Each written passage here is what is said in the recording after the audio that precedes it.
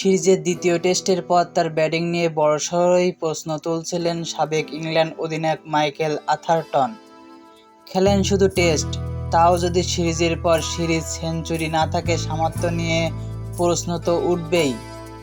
আজ ভারতের বিপক্ষে ওল্ড ট্র্যাফোর্ড টেস্টের চতুর্থ দিনে সেই ব্যাটিং প্রশ্নের জবাব দিলেন বেন স্টোকস।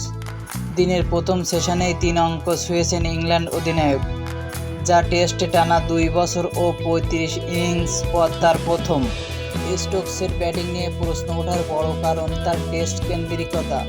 2022 সালের টি-20 বিশ্বকাপ আর 2023 সালে ওয়ানডে বিশ্বকাপের পর এই দুই সংস্করণ আর খেলেননি। পুরো মনোযোগ রেখেছেন টেস্টে, কিন্তু সিরিজের পর সিরিজ ধরে ব্যাটে হাতে বড় ইনিংস খেলতে পারছিলেন না। লর্ডসের সেঞ্চুরির পর পরবর্তী 35 ইনিংসে 6 বার 50 পার করেছেন, 2 বার করেছেন 80ও। অবশেষে দীর্ঘ বিরতির পর সেঞ্চুরির দেখা মিলল আজ। গতকাল টেস্টের দ্বিতীয় দিন শেষে স্টোকস অপরাজিত ছিলেন 77 রানে। আজ 11তম ওভারে মোহাম্মদ সিরাজের বলে সিঙ্গেল নিয়ে পূর্ণ করেন 14তম test century.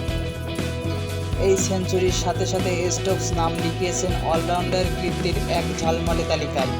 Ian Botham, Tony Greg ও গ্যাস ম্যাককিস্টনের পর ইংল্যান্ডের চতুর্থ খেলোয়াড় হিসেবে এক টেস্টে ইনিংসে 5 উইকেটের সঙ্গে করেছে সেঞ্চুরিও।